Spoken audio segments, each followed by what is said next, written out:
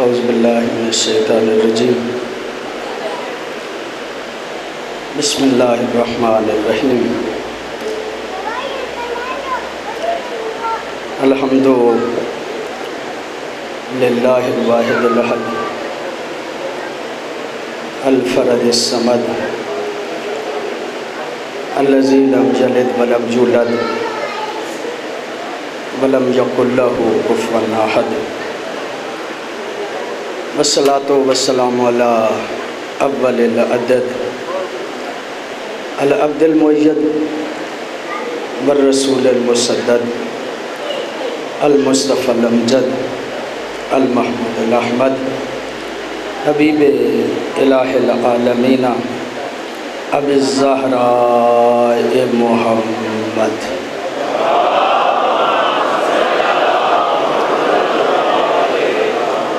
صلی اللہ علیہ وآلہ الطیبین الطاہرین المعصومین الذین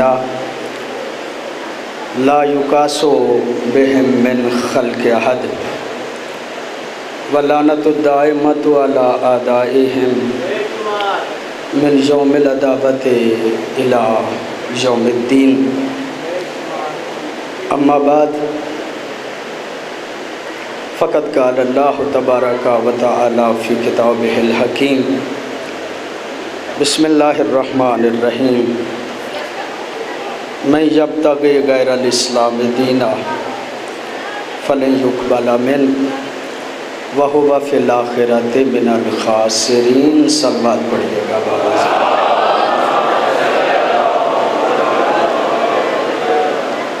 دعا ہے اس پاک بارگاہ میں الہی محمد و آل محمد کا صدقہ تمام مومنین و مومنات کی دلی خواہشات مبنی بر شریعت الہی اپنی بارگاہ میں قبول و منظور فرما۔ بانیان مجلس کے حوائج شرعیہ اپنی بارگاہ میں قبول و منظور فرما۔ اس ادارے کو زیادہ سے زیادہ ترقی عطا فرما۔ ہمارے والدین کے گناہ معاف فرما۔ اپنے اپنے مرحومین اور بانیان مجلس کے مرحومین کی بلندی درجات کے لیے بآواز بلند صلوات پڑھیں۔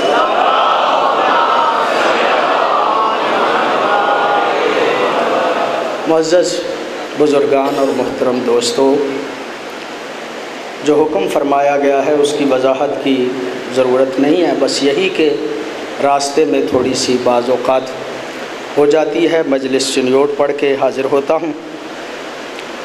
اللہ مہربانی کرے گا انشاءاللہ میں آپ کی خدمت عالیہ میں بحق محمد و آل محمد انشاءاللہ پہنچتا رہوں گا، اور جو میری حیثیت ہے، جو میرا ذہن ہے، میری سوچ ہے، اس کے اعتبار سے جو ممکن ہو سکا آپ کی خدمت بھی اور مذہب کی وضاحت بھی آپ کی خدمت میں پیش کرتا رہوں۔ قرآن حکیم کی آیت کریمہ تلاوت کرنے کا شرف حاصل کیا ہے۔ ارشاد ہوتا ہے من یبتغی غیر الاسلام دینا، جو اسلام کے علاوہ کسی دین کو پسند کرے گا وہ دین اس سے قبول نہیں کیا جائے گا، اور یہاں اسے پتہ چلے یا نہ چلے آخرت میں اسے پتہ چل جائے گا کہ وہ گھاٹا اٹھانے والوں میں سے ہے۔ باضابطہ عشرے کی مجلس آج سے شروع کر رہا ہوں، ٹوٹے پھوٹے الفاظ ہیں، مرتب کر کے آپ کی خدمت میں عرض کرنے کی کوشش کر رہا ہوں کہ دین اسلام کے دو حصے ہیں۔ ایک وہ حصہ ہے جس کا تعلق ہے ماننے اور نہ ماننے کے ساتھ۔ ایک حصہ وہ ہے جس کا تعلق ہے ماننے اور نہ ماننے کے ساتھ۔ ایک حصہ وہ ہے جس کا تعلق ہے کرنے اور نہ کرنے کے ساتھ۔ وہ حصہ کہ جس کا تعلق ہے ماننے اور نہ ماننے کے ساتھ، علماء اس کو اصول دین کہتے ہیں، اور وہ حصہ کہ جس کا تعلق ہے کرنے اور نہ کرنے کے ساتھ، اس کو فروعات دین کہا جاتا ہے۔ اصول اصل کی جمع ہے، فروع فرع کی جمع ہے۔ اصل بنیاد اور جڑ کو کہتے ہیں اور فرع شاخ کو کہتے ہیں۔ پوری توجہ ہے آپ کی؟ میں جملہ آپ کی خدمت عالیہ میں عرض کرنا چاہ رہا ہوں۔ اصول وہ ہیں جن کو جڑیں کہتے ہیں، فروع وہ ہیں کہ جو شاخیں ہیں۔ جڑیں نظر نہیں آتی، آپ کی توجہ ہے یا نہیں؟ جڑیں وہ ہوتی ہیں جو نظر نہیں آتی، جو نظر آتی ہیں وہ فروعات ہوتے ہیں، وہ فرع ہوتی ہے۔ جڑیں نظر نہیں آتی، اس کی جڑیں ہیں یا نہیں، اس بات کا پتہ چلے گا اگر اس کی شاخیں ہیں تو۔ اگر شاخیں ہی نہیں تو جڑیں ہیں یا نہیں اس کا تو پتہ ہی نہیں چلے گا۔ کوئی بندہ کہتا ہے میرا عقیدہ بڑا پکا ہے، تو عقیدے کا تعلق تو جڑوں کے ساتھ ہے نا، وہ تو نظر نہیں آئے گا۔ اگر اس کی شاخیں نظر آئیں گی تو پتہ چلے گا عقیدہ ہے۔ نعرہ تکبیر، نعرہ رسالت، نعرہ حیدری۔ میں سمجھتا ہوں بحیثیت طالب علم، اگر شاخیں کمزور ہو جائیں تو پانی پتوں پہ نہیں ڈالنا چاہیے، جڑوں کو پانی دینا چاہیے۔ اگر قوم بد عمل ہو جائے تو ان کو بد عملی کی تبلیغ، بد عملی کے حوالے سے تبلیغ کرنے کی بجائے ان کا عقیدہ پکا کرنا چاہیے۔ اگر عقیدہ پکا ہو تو اس کی شاخیں نکل ہی آتی ہیں، نکل ہی آتی ہیں۔ جہاں شاخیں نظر نہیں آتی، میرا خیال یہ ہے کہ عقیدہ کمزور ہوتا ہے۔ میری بات اب تک پہنچ رہی ہے؟ میں یہیں سے بات کو ذرا آگے بڑھانا چاہتا ہوں۔ شاخیں بغیر جڑوں کے نہیں ہوتی۔ پہلے تو ایسے ہی تھا کہ شاخیں بغیر جڑوں کے نہیں ہوتی تھی۔ اب ذرا لوگ سمجھدار ہو گئے ہیں، ترقی یافتہ ہو گئے ہیں۔ میں تو ایک چھوٹا سا طالب علم ہوں۔ مولا سید الشہداء کی مجالس کے صدقے میں بڑے بڑے امراء کے گھروں میں جانے کا اتفاق ہوتا ہے۔ بعض اوقات میں امراء کے گھروں کے ڈرائنگ روم میں جاتا ہوں تو وہاں دیکھتا ہوں کہ شاخیں ہیں، جڑیں نہیں۔ پتہ نہیں میری بات اب تک پہنچ رہی ہے یا نہیں؟ وہاں شاخیں نظر آتی ہیں لیکن ان شاخوں کی جڑیں نہیں ہوتی۔ وہ ڈرائنگ روم میں رکھی کیوں گئی ہوتی ہیں؟ اس کا مقصد یہ ہوتا ہے کہ ان شاخوں سے زینت ہو جاتی ہے۔ تو اس کا مطلب یہ ہوا کہ جو شاخیں بغیر جڑوں کے ہوں وہ زینت کا کام تو دیتی ہیں، پھل نہیں دیتی۔ میری بات آپ تک پہنچ جائے تو میں اگلا جملہ عرض کروں۔ ایسی شاخیں جو زینت کا کام دیں وہ پھل نہیں دیتی، اس لیے کہ ان کی جڑیں نہیں۔ اس کا مطلب یہ ہے کہ جڑوں کے بغیر کتنے بھی اعمال کر لیے جائیں بندہ جنت میں نہیں جا سکتا۔ میری بات اب تک پہنچ جائے گی. کتنے اعمال کیوں نہ کرے، اگر عقیدہ نہیں ہے تو وہ دنیا میں زینت کا کام تو دیں گے، لوگ اعتبار تو کر لیں گے متقی ہے. آپ کی توجہ ہے؟ بندے اعتبار تو کر لیں گے کہ یہ بندہ متقی ہے، کاروبار زندگی تو چل جائے گا، لیکن نجات نہیں ہو سکتی. اگر نجات چاہتے ہو تو عمل ایسے ہونے چاہیے جن کی بنیاد میں عقیدہ مستحکم ہو. آپ کی بات پہنچ رہی ہے؟ میں جب عقائد کی بات کرتے ہیں، اصول کی بات کرتے ہیں، تو سب سے پہلے جو چیز ہم نے ماننا ہے وہ ہے توحید. آپ کے بچوں کو یاد ہے توحید، عدل، نبوت، امامت، قیامت. پہلی چیز کیا ہے؟ توحید. میرے دوستو، بزرگوں، بے فیض مجالس، آپ تک بہت زیادہ علم پہنچ چکا ہوتا ہے. یہ توحید بندے کی فطرت میں ہے. توحید کے لیے زیادہ دلائل کی ضرورت نہیں، نہ میں اس وقت دلائل دینا چاہتا. توحید فطرت میں ہے. اب ایک حدیث پڑھتا ہوں. پیغمبر گرامی ارشاد فرماتے ہیں کل مولود یولد علی فطرت الاسلام. جب بھی کوئی بچہ پیدا ہوتا ہے، وہ کافر کے گھر میں پیدا ہو یا مسلمان کے گھر میں پیدا ہو، پیغمبر نے کہا جو بھی پیدا ہوتا ہے وہ پیدا ہوتے ہوئے فطرت اسلام پہ پیدا ہوتا ہے. معصوم سے پوچھا گیا یہ فطرت اسلام سے کیا مراد ہے؟ معصوم فرماتے ہیں فطرہم علی التوحید. اللہ نے ان کو توحید پہ پیدا کیا ہے.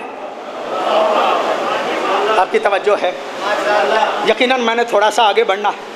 جب بچہ پیدا ہوتا ہے تو اس کی فطرت میں توحید ہوتی ہے. جب پیدا ہوتا ہے، معصوم کا فرمان ہے، کتاب کا نام ہے حق الیقین. علامہ شبر لکھنے والے ہیں.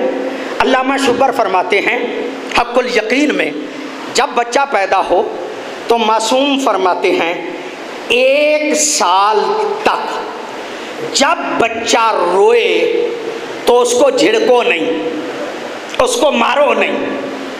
پہلا 1 سال نہ اس کو جھڑکو رونے پہ، نہ اس کو مارو. کیوں؟ اس لیے کہ سال کے 4 حصے کرے. پہلے 4 مہینے، دوسرے 4 مہینے، تیسرے 4 مہینے. جب پہلے 4 مہینے میں وہ روتا ہے، نہیں میں بدل لیتا ہوں، جب وہ اس دنیا میں آتا ہے تو روتا ہے. آپ کی توجہ ہے؟ جب اس دنیا میں بچہ آتا ہے تو آتے ہی روتا ہے. اگر وہ نہ روئے تو گھر والے روتے ہیں. آپ کی توجہ ہے یا نہیں جملہ جو عرض کرنا چاہتا ہوں؟ اگر وہ نہ روئے تو گھر والے روتے ہیں. جب وہ روئے تو یہ خوش ہوتے ہیں، اس لیے کہ یہ زندہ ہے. پتہ نہیں میری بات پہنچی ہے یا نہیں؟ یہ خوش ہوتے ہیں اس لیے کہ یہ زندہ ہے. تو میرے بھائی غور کر، جب پیدا ہوتے ہی رونا دلیل زندگی ہے تو رونے والوں کو بدعتی نہ کہا کر. پتہ نہیں آپ کی توجہ ہے یا نہیں؟ رونے والے بدعتی نہیں ہوتے، بلکہ زندہ قوموں کا کام ہے، زندہ کا کام ہے کہ وہ روتا ہے. معصوم فرماتے ہیں جب بچہ پیدا ہوتا ہے پہلے 4 مہینے وہ روئے تو اس کے رونے پہ جھڑکو نہ، اس کو مارو نہ. کیوں؟ اس لیے کہ وہ رو کے اقرار توحید کر رہا ہوتا ہے.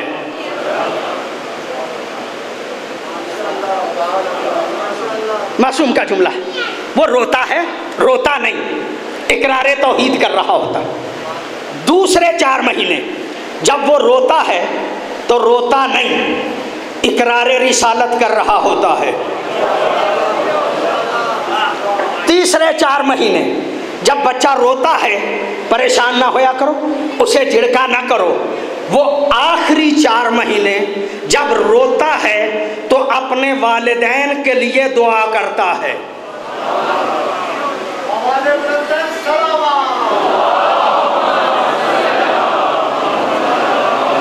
آپ کی توجہ؟ کیوں؟ اس لیے کہ جب وہ آتا ہے تو آتے ہی روتا ہے۔ روتا کیوں ہے؟ اس لیے کہ آتے ہی اسے اپنے رزق کی ضرورت ہوتی ہے۔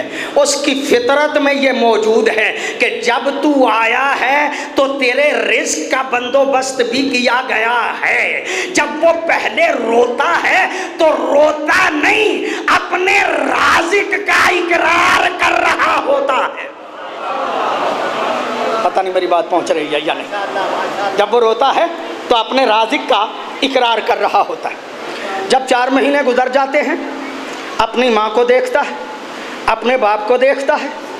ماں کو نہیں پہچانتا کہ یہ میری ماں ہے، باپ کو نہیں پہچانتا کہ یہ میرا باپ ہے، لیکن انہیں دیکھ کے روتا ہے۔ کیوں؟ اس لیے کہ اتنا سمجھنا شروع کر دیتا ہے کہ میرے رزق کا وسیلہ یہ ہے۔ اگر میری بات پہنچ گئی ہو تو معصوم فرماتے ہیں جب وہ اس لیے روتا ہے کہ میرے رزق کا وسیلہ یہ ہے تو دوسرے 4 مہینے رو کے وہ وسیلے کا اقرار کرتا ہے، اور وسیلے کا اقرار ہی رسالت کا اقرار ہوتا ہے۔ آپ کی بڑی نوازش، آپ کی بڑی مہربانی۔ آخری 4 مہینے جب وہ روتا ہے، ماں کو دیکھتا ہے، باپ کو دیکھتا ہے۔ معصوم کہتے ہیں ماں کو بھی پہچاننا شروع کر دیتا ہے، باپ کو بھی پہچاننا شروع کر دیتا ہے۔ اب جو روتا ہے نا تو معصوم فرماتے ہیں روتا نہیں بلکہ دعا کرتا ہے، اے اللہ میری ماں کو بھی محفوظ رکھنا، میرے باپ کو بھی محفوظ رکھنا، اس لیے کہ یہ رہیں گے تو مجھے رزق ملے گا۔ فطرت میں توحید ہے۔ کل مولود یولد علی فطرت الاسلام، بچہ جب پیدا ہوتا ہے فطرت اسلام پہ پیدا ہوتا ہے۔ وَأَبَوَاهُ يُحَوِّدَانِهِ وَيُنَصِّرَانِهِ وَيُمَجِّسَانِهِ، اس کے ماں باپ اگر یہودی ہوں تو اس کو یہودی بنا دیتے ہیں، اگر نصرانی ہوں اس کو نصرانی بنا دیتے ہیں، اگر مجوسی ہوں اس کو مجوسی بنا دیتے ہیں، اگر مسلمان ہوں اس کو مسلمان بنا دیتے ہیں، اگر سکھ ہوں اس کو سکھ بنا دیتے ہیں، اگر ہندو ہوں اس کو ہندو بنا دیتے ہیں۔ پوری ذمہ داری سے یہ جملہ کہہ رہا ہوں، جب تک بچہ بالغ ہو کر اپنے مذہب کا اظہار نہ کرے اس بچے کا کوئی مذہب نہیں ہوتا۔ جو اس کے پالنے والے کا مذہب ہوتا ہے وہی اس بچے کا مذہب ہوتا ہے۔ پتہ نہیں آپ کی توجہ ہے یا نہیں؟ میں کہتا ہوں آپ توجہ فرما لیں گے تو میں جملہ عرض کر سکوں گا۔ بچہ جب پیدا ہوتا، اچھا ایک بات اور عرض کر لوں، کل اس کی وضاحت کروں گا۔ کائنات میں جتنے جاندار ہیں ان کے بچوں کا ایک بچپنا ہے، سب سے کم بچپنا مچھی کے بچے کا۔ جب وہ پیدا ہوتا ہے اپنی زندگی کو عملی زندگی کو شروع کر لیتا ہے، سب سے کم بچپنا مچھلی کے بچے کا، سب سے زیادہ بچپنا انسان کے بچے کا ہے۔ 9 سال تک جب تک نہیں جاتی بچی اس کا بچپنا ہے، 15 سال تک جب تک پہنچتا نہیں بچہ اس کا بچپنا ہے۔ آپ کی توجہ ہے؟ اس کا مطلب یہ ہے کہ انسان کے بچے کا بچپنا سب سے زیادہ ہونا اس بات کی دلیل ہے کہ جتنا محتاج تربیت انسان کا بچہ ہے، اتنا محتاج تربیت کوئی اور نہیں، میں کل وضاحت عرض کروں گا، آج نہیں عرض کرنا چاہتا۔ ہر بچہ فقہ کا مسلم اصول ہے، کوئی کمی نہیں، کسی مسلک کو اس میں کوئی اختلاف نہیں کہ بچہ جب پیدا ہوتا ہے بالغ نہیں ہوتا، شریعت کا کوئی حکم اس پہ نافذ نہیں،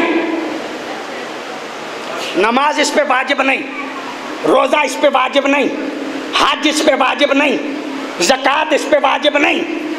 تمرین کروایا کرو، بتایا کرو یہ کام ہونے چاہیے، لیکن واجب نہیں۔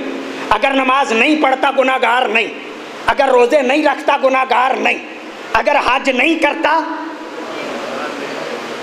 گناہگار نہیں، بلکہ یہ دور ایسا ہے، چلیے چھوڑتا ہوں اس بات کو بھی، آگے بڑھنے کی کوشش کرتا ہوں۔ یہ دور ایسا ہے کہ جس میں اس کا بچپنا ہے، اس کا کوئی مذہب ہی نہیں، اس کا کوئی عقیدہ ہی نہیں، جو تربیت کرنے والے کا مذہب ہے وہی اس کا مذہب ہے۔ اگر وہ یہودی ہے تو یہ نابالغ یہودی سمجھا جائے گا، اگر مسلمان ہے مسلمان سمجھا جائے گا، اگر سکھ ہے سکھ سمجھا جائے گا، اگر ہندو ہے ہندو سمجھا جائے گا، اگر عیسائی ہے عیسائی سمجھا جائے گا۔ تو ایک جملہ مجھے کہنے دیجئے گا، اگر ہر بچے کا مذہب بالغ ہونے تک اپنے تربیت کرنے والے کا مذہب ہے تو پھر سوچ کے ابو طالب کو کافر کہا کرو۔ پتہ نہیں میری بات پہنچ رہی ہے یا نہیں؟ سوچ کے ابو طالب کو کافر کہا کرو، اس لیے کہ ابو طالب اس مربی کو کہتے ہیں جو ایک زانو پہ پالے تو مصطفیٰ بنتا ہے، دوسرے زانو پہ پالے تو مرتضیٰ بنتا ہے۔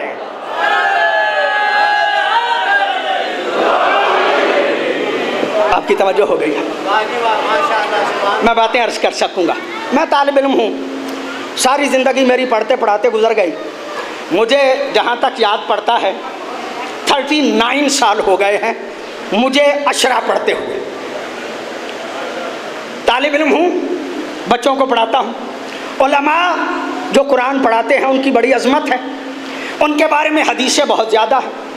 اگر کوئی عالم کسی بچے کو قرآن پڑھائے، وہ بچہ بھی مولوی بن جائے، وہ پھر اگلے کو قرآن پڑھائے، وہ پھر اگلے کو قرآن پڑھائے، وہ پھر اگلے کو قرآن پڑھائے۔ توجہ فرما رہے ہیں نا؟ مسئلے وہ عرض کر رہا ہوں جس میں اختلاف ہی نہیں۔ میں نے پڑھایا اپنے شاگرد کو، میرے شاگرد نے آگے پڑھایا، پھر اس نے آگے پڑھایا، قیامت تک میرا پڑھایا ہوا میرا شاگرد پڑھائے گا، پھر اس کے شاگرد پڑھائیں گے، قیامت تک میرے پڑھائے کا مجھے ثواب علیحدہ ملے گا۔ پتہ نہیں آپ کی توجہ ہے یا نہیں؟ ان کو ثواب علیحدہ ملے گا۔ مجھ جیسا طالب علم جو گناہ گار ہے، جو متقی نہیں ہے، جو پرہیزگار نہیں ہے، اس کے شاگردوں کا پڑھایا ہوا قیامت تک کا ثواب مجھ تک پہنچے گا۔ آپ پریشان نہ ہوں، ثواب دینے والے کے پاس ثواب کی کمی نہیں،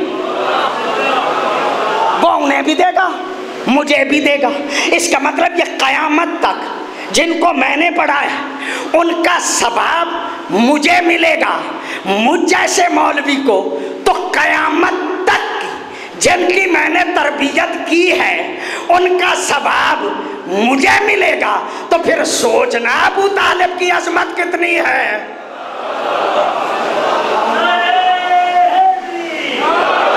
ابو طالب نے تربیت کی ہے مصطفیٰ کی، ابو طالب نے تربیت کی ہے مرتضیٰ کی۔ جب تک مصطفیٰ مرتضیٰ کی تربیت کا اثر رہے گا ابو طالب کو ثواب پہنچتا رہے گا۔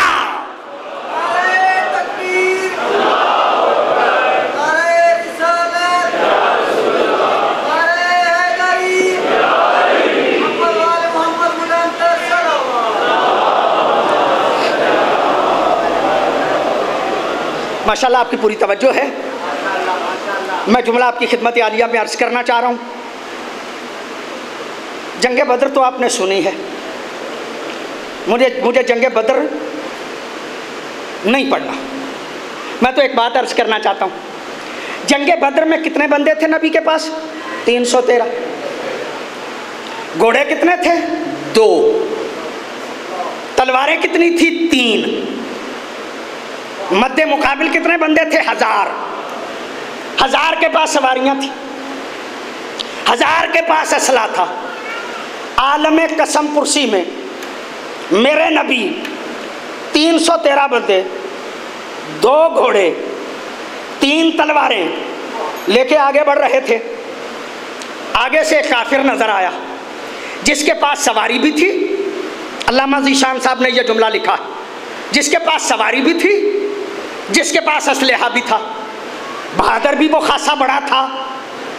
جب وہ پیغمبر کے پاس آیا, آ کے کہتا محمد میں تیری اس جنگ میں مدد کرنا چاہتا ہوں. عالم قسم پرسی محمد میں تیری مدد کرنا چاہتا ہوں. میرا پیارے نبی دیکھ کے کہتا تو کافر ہو کے میری مدد کرنا کیوں چاہتا ہے؟ تو کافر ہو کے میری مدد کرنا کیوں چاہتا ہے؟ عجیب کافر ہے. دیکھ کے کہتا محمد تیرے چہرے سے لگ رہا ہے تجھے فتح مل جائے گی. پتہ نہیں آپ کی توجہ ہے یا نہیں. محمد تیرے چہرے سے لگ رہا ہے تجھے فتح مل جائے گی. جب تجھے فتح مل جائے تو مال غنیمت تیرے حصے میں آئے گا. مال غنیمت تیرے حصے میں آئے, آدھا مجھے دے دینا, آدھا اپنے اصحاب میں تقسیم کر لینا. اس شرط پہ میں آپ کی مدد کرنے کے لیے تیار ہوں. عالم قسم پرسی تھا, مجھ جیسا بندہ ہوتا مان لیتا. بندے بھی تھوڑے ہیں, اسلحہ بھی نہیں, سواریاں بھی نہیں. یہ بہادر بھی ہے, اسلحہ بھی ہے, سواری بھی ہے. دینا بھی تب ہے اگر جنگ جیتے تو. مال غنیمت میں سے دینا, ابھی تو خطرہ بھی کوئی, اپنے پاس سے دینا ہی نہیں. مجھ جیسا بندہ ہوتا قبول کر لیتا. میرے نبی کی سیرت دیکھیے گا, جب کہا نا میں مدد کرنا چاہتا مال غنیمت کے عوض میں, میرے نبی دیکھ کے کہتے ہیں اسلم ثم القتال, پہلے اسلام لاؤ پھر میری مدد کرنا. آپ نے توجہ نہیں فرمائی, جو جملہ عرض کرنا چاہ رہا ہوں. میرے نبی کی سیرت دیکھیے گا, میرے نبی کہتے کیا ہیں؟ اسلم ثم القتال, پہلے اسلام لاؤ پھر میری مدد کرنا. تو میرے نبی کی سیرت تو دیکھیے گا. اور جو عالم قسم پرسی میں کسی کافر کی مدد قبول نہیں کرتا, وہ ساری زندگی کافر کے دروازے پہ کھاتا کیسے رہا؟ آپ کی توجہ.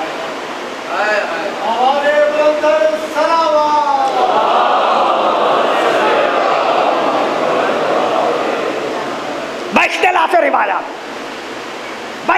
روایات 9 یا 13 سال ہے میرے نبی کی عمر مبارک, ایج 9 یا 13 سال ہے. عرب کا کنگال جو بچے دوسروں کو دے رہا ہے, وہ سفر تجارت پہ کارواں کا رہنما بن کے جا رہا ہے. جو اس دور میں شام تجارت کے لیے جاتا تھا اس کو ابو طالب کہتے ہیں. آپ کی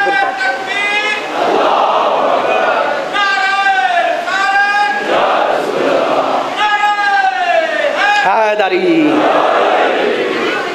چلیے چھوڑتا ہوں اس بات کو, آگے بڑھ رہا ہوں. سفر تجارت پہ جانے لگے, سوچا مصطفیٰ کی ایج کم ہے, سفر کی مشکلات بہت زیادہ ہیں, ان کو ساتھ نہیں لے کے جاتا. پیغمبر گرامی کو پتہ چلا, کہا چچا کیا پروگرام ہے؟ کہا میں سفر تجارت پہ جا رہا ہوں, آپ یہیں پہ رہیں گے. یہ جملہ کہنا تھا.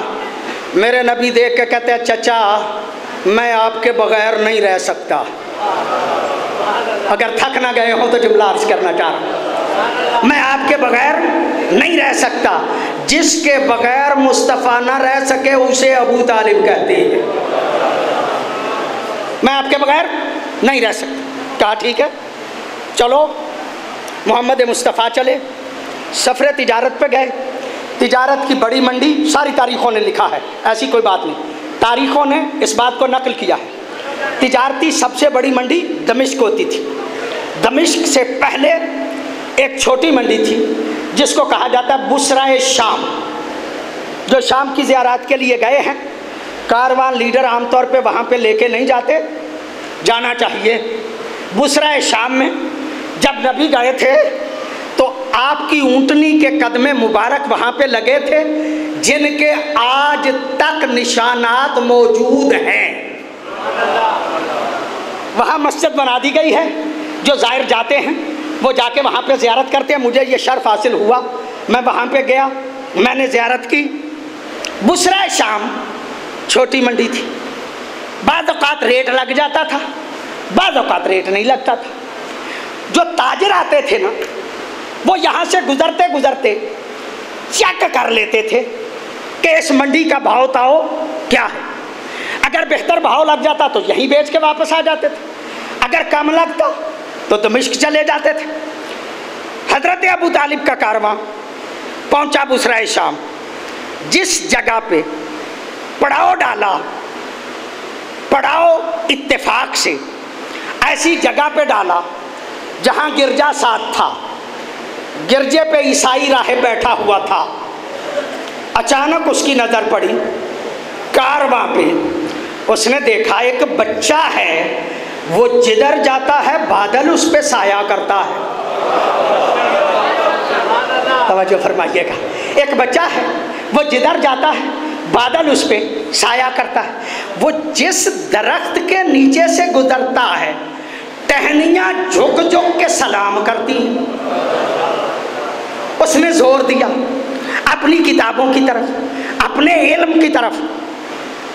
اس کے ذہن میں خیال آیا، یہ تو علامات آخری نبی کی ہیں، یہ تو علامات آخری نبی کی ہیں۔ ایک مرتبہ پیغام بھیجا، سارے کارواں کو دعوت ہے، آپ کی دعوت میرے پاس ہے۔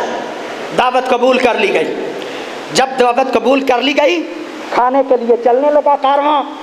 کہا سوچا مال بڑا قیمتی ہے، اس کی حفاظت ہونی چاہیے، کوئی امین ہونا چاہیے جو ہمارے مال کی حفاظت کرے، کوئی امیر ہونا چاہیے جو ہمارے مال کی حفاظت کرے۔ مصطفیٰ کے علاوہ امین کوئی نظر نہیں آیا۔ کہا محمد ہم دعوت کے لیے جا رہے ہیں، تم ہمارے سامان کی حفاظت کرو۔ مصطفیٰ رک گئے، کارواں دعوت کے لیے چلا گیا۔ جب دعوت کھا رہے تھے، راہب نے دیکھا، سب کو توجہ سے دیکھا، دیکھ کے کہا جس کے لیے دعوت دی تھی وہ تو آیا نہیں، جس کے لیے دعوت کی تھی وہ تو آیا نہیں۔ ایک مرتبہ دیکھ کے کہا اس کارواں میں ایک نوجوان بھی تھا، وہ کہاں ہے؟ کہا وہ امین ہے، وہ ہمارے مال کی حفاظت کر رہا ہے۔ راہب دیکھ کے کہتا تمہارے مال کا میں ضامن ہوں، اسے بھی بلاؤ۔ پیغمبر آ گئے۔ جب پیغمبر گرامی آئے، اس نے سامنے سے دیکھا، پیچھے سے دیکھا، ہر طرف جب غور سے دیکھ لیا نا تو دیکھ کے کہا اس بچے کا باپ کون ہے؟ بڑی توجہ ہے آپ صاحبان کی۔ کہا اس بچے کا باپ کون ہے؟ حضرت ابو طالب دیکھ کے کہتے ہیں میں۔ جب کہا نا ابو طالب نے میں، دیکھ کے کہتا تیرے چہرے کے تقدس سے سمجھ آ رہی ہے تو جھوٹ نہیں بولتا، تیرے چہرے کے تقدس سے سمجھ آ رہی ہے کہ تو جھوٹ نہیں بولتا، لیکن میرا علم یہ کہہ رہا ہے کہ اس بچے کا باپ انتقال کر چکا ہے۔ کہا پکی بات ہے، اس کا باپ میرا بھائی تھا، وہ انتقال کر گیا، میں اس کا چچا ہوں، چچا باپ ہوتا ہے۔ تو نے پوچھا باپ کون ہے؟ میں نے کہا میں، یہ جملہ سننا تھا۔ راہب دیکھ کے کہتا ابو طالب اگر تمہیں اس بچے سے کوئی بھی ہمدردی ہے تو میں تمہیں بتانا چاہتا ہوں یہ آخری نبی ہے۔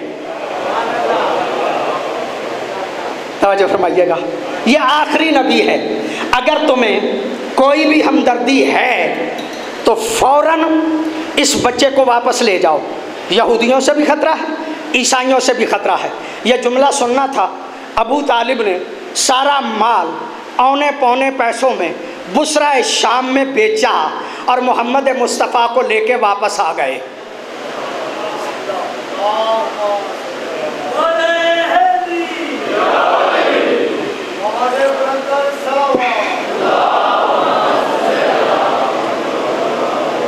واقعہ اتنا ہی تھا جو میں نے آپ کی خدمت عالیہ میں عرض کر دیا، لیکن آپ توجہ فرمائیں گے میرے ساتھ، میں جملہ عرض کرنا چاہ رہا ہوں۔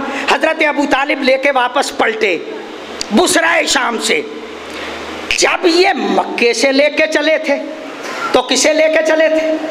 محمد بن عبداللہ کو۔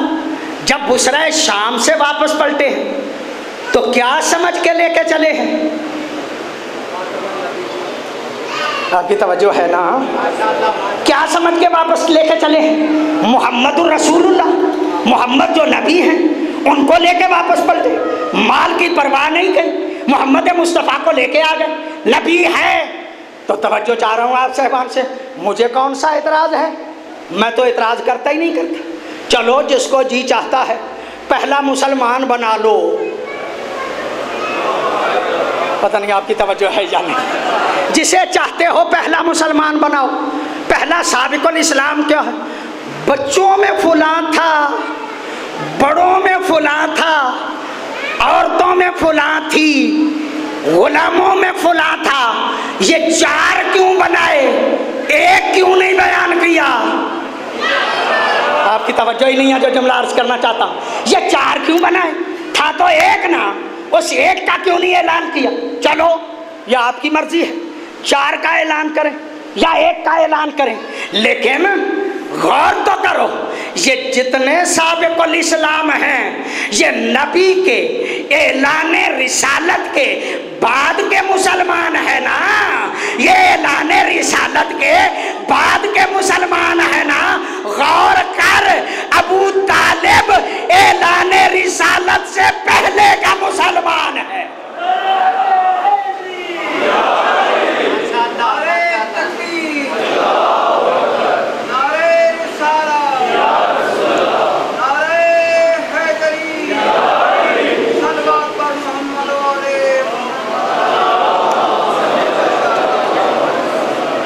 پرانے زمانے میں ایک جملہ تھا، پھولوں پہ عطر لگایا نہیں جاتا۔ علماء ریش مبارک پہ لگاتے تھے عطر، رومال پہ لگاتے تھے، کپڑوں پہ لگاتے تھے۔ اب تو پرفیومیں نکل آئی ہیں طرح طرح کی، اس دور میں عطر ہی لگایا جاتا تھا۔ علماء سے پوچھئے گا کہ پھولوں پہ عطر کیوں نہیں لگایا جاتا؟ تو وہ کہیں گے اس لیے کہ جو چیز جس چیز سے نکلتی ہو اس پہ لگائی نہیں جاتی۔ پتہ نہیں آپ کی توجہ ہے یا نہیں، جو چیز جس چیز سے نکلتی ہو اس پہ لگائی نہیں جاتی۔ پھولوں پہ عطر اس لیے نہیں لگایا جاتا کہ یہ عطر پھولوں سے نکلتا ہے، تو جو چیز جس چیز سے نکلتی ہو اس پہ لگائی نہیں جاتی۔ تو پھر غور کر، اور جس کا بچہ کل ایمان ہو،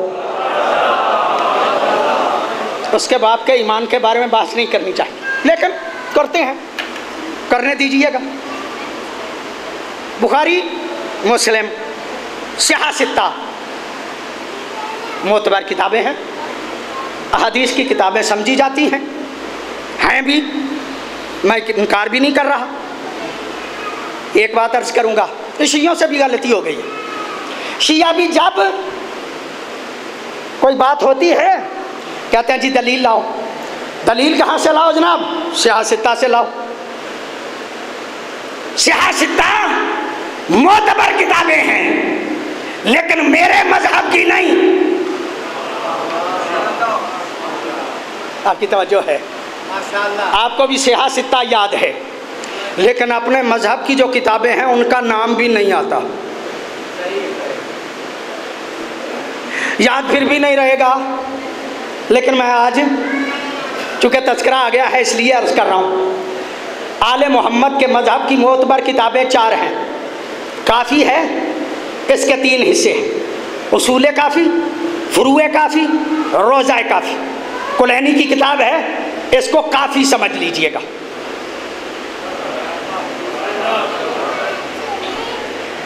مولا کا فرمان ہے الکافی کافٍ لشیعتنا، کافی ہمارے شیعوں کے لیے کافی ہے، اور کوئی کتاب نہ ملے کافی پڑھ لو مذہب سمجھ میں آ جائے گا۔ ایک کتاب کا نام کیا ہے؟ کافی۔ دوسری کتاب کیا ہے؟ استبصار، پتہ نہیں یاد بھی ہو یا نہیں۔ دوسری معتبر کتاب کیا ہے؟ استبصار، سواد کے ساتھ، استبصار۔ تیسری کتاب کیا ہے؟ التہذیب، التہذیب۔ چوتھی کتاب معتبر کون سی ہے؟ من لا یحضرہ الفقیہ۔ چار کتابیں معتبر ہیں آل محمد کے مذہب۔ کیا مطلب؟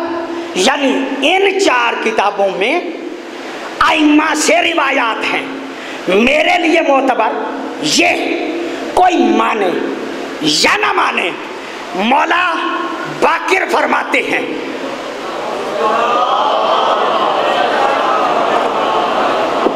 میرے لیے سب سے بڑی دلیل یہ، مولا باقر فرماتے ہیں اگر پوری کائنات کا ایمان ترازو کے ایک پلڑے میں رکھا جائے اور ابو طالب کا ایمان دوسرے پلڑے میں رکھا جائے تو ابو طالب کے ایمان والا پلڑا جھکتا نظر آئے گا اور کائنات کے ایمان والا پلڑا اٹھتا نظر آئے گا۔ مجھے کسی اور کی ضرورت نہیں، میرے لیے آل محمد کی روایت معتبر ہے۔ میں طالب علم ہوں، بار بار کہہ رہا ہوں، مطالعہ کرتا ہوں، مطالعہ کر کے بیان کرنے کی رسم کم ہوتی جا رہی ہے، پہلے زیادہ تھی اب کم ہے۔ اب ہماری مجالس کا انداز اپنا ہے، اس پہ بھی بات نہیں کرتا، کہیں کسی کے مزاج مقدس پہ ناگوار نہ گزر جائے۔ ایک جملہ کہنا چاہتا ہوں اپنے مطالعے کے زور پہ، کربلا میں جتنے خاندان طہارت آئے تھے ان کو لکھا جاتا ہے بنی ہاشم والے یہ تھے۔ ساری کتابیں جب لسٹ بناتی ہیں تو کربلا میں بنی ہاشم کی بناتے ہیں، بنی ہاشم کا فلاں تھا، بنی ہاشم کا فلاں تھا، بنی ہاشم کا فلاں تھا۔ پورے اعتماد سے کہہ رہا ہوں، پکی بات ہے، کوئی جھٹلا ہی نہیں سکتا۔ کربلا میں جتنے بنی ہاشم تھے وہ اولاد ابو طالب تھے۔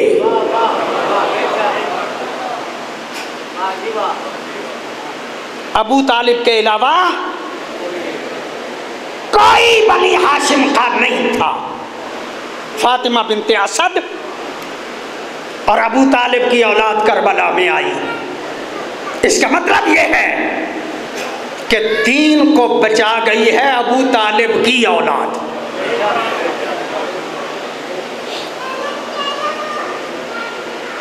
ابو طالب نے رسول کی حفاظت کی، اولاد نے دین کی حفاظت کی۔ حفاظت دین مقصود نہ ہوتی اپنا شہر چھوڑنا آسان نہیں ہوتا۔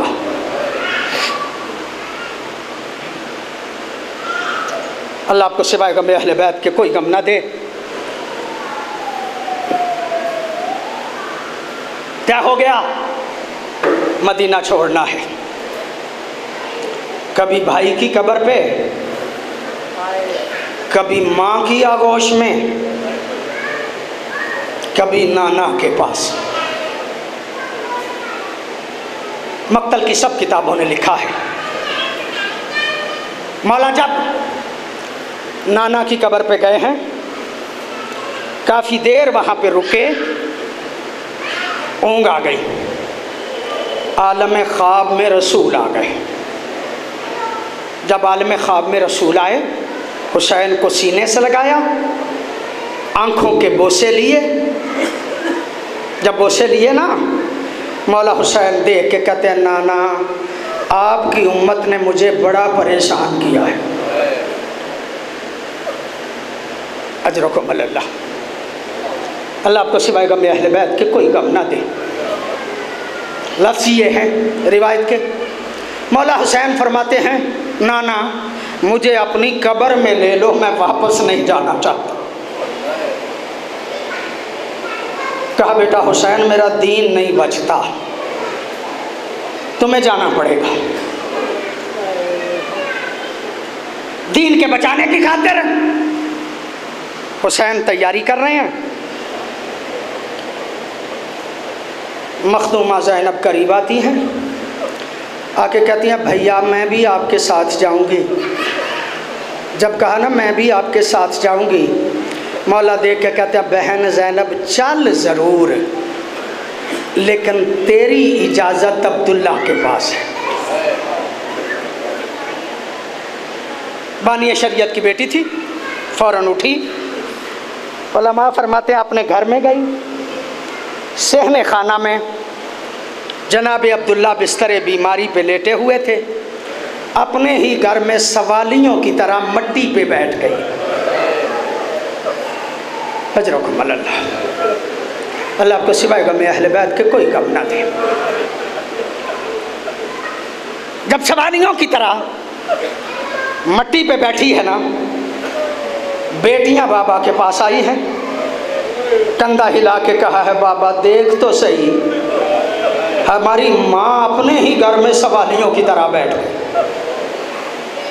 جناب عبداللہ دیکھ کے کہتے ہیں زہرا زادی سوالیوں کی طرح کیوں بیٹھ گئی ہے؟ مانگ، کیا مانگنا چاہتی ہے؟ مخدومہ دیکھ کے کہتی ہے عبداللہ تو جانتا ہے نا جب تیری اور میری شادی ہوئی تھی میرے بابا نے کہا تھا عبداللہ حسین جانے لگے زینب کو نہیں روکنا۔ عبداللہ تو جانتا ہے نا کہ میرا اور حسین کا پیار کتنا ہے، تو روکے گا میں رک تو جاؤں گی، لیکن یاد رکھنا ادھر حسین نکلے گا ادھر زینب کا جنازہ نکلے گا، تیرے حکم کی مخالفت نہیں کروں گی، رک جاؤں گی۔ یہ جملہ کہنا تھا، مخدومہ اجازت ہی نہیں دے رہی، موقع ہی نہیں دے رہی بات کرنے کا۔ تھوڑا سا رکی ہیں، عبداللہ دیکھ کے کہتے ہیں زہرا زادی واسطے کیوں دیتی ہے؟ یہ میرا گھر نہیں تیرا گھر ہے، تو جعفر طیار کی بہو ہے، ایسے نہ جا اندر، جو جی چاہتا ہے لے کے جا، آدھے کی حصہ دار بن کے جا۔ مخدومہ اندر گئی ہیں، علامہ حسین بخش کا جاڑا کا یہ جملے ہیں، مخدومہ اندر گئی ہے، تبرکات کا صندوق کھولا ہے، ماں زہرا کی چادر نکالی ہے، ماں زہرا کی چادر نکال کے جہاں پہ جناب عبداللہ لیٹے ہوئے تھے نا، علامہ فرماتے ہیں وہاں پہ قریب آ کے میری مخدومہ نے 3 مرتبہ چادر کو جھاڑا ہے، 3 مرتبہ چادر کو جھاڑا ہے، 3 مرتبہ چادر کو جھاڑ کے مخدومہ کہنا یہ چاہ رہی تھی عبداللہ تیرے گھر سے فقط ماں کی چادر لے کے جا رہے،